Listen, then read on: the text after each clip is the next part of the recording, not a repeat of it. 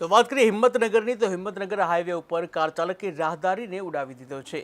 પૂર ઝડપે આવતી કારે રાહદારીને ઉડાવ્યો છે ત્યારે 70 વર્ષીય આધેડનું ઘટના સ્થળે મોત નીપજ્યું છે।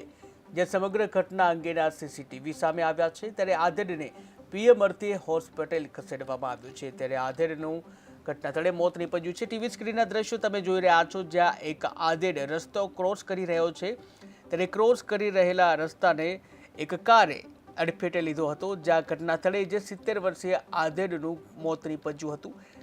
સમગ્ર ઘટના અંગેના સીસીટીવી સામે આવે છે। ફરી એકવાર સીસીટીવી તમે જોઈ રહ્યા છો જ્યાં આધેડ રસ્તો ક્રોસ કરી રહ્યો છે ત્યારે એક પૂરપાટ ઝડપે આવતી કારે આધેડને અડફેટે લીધો જેમાં આધેડનું ઘટના સ્થળે જ મોત નીપજ્યું છે।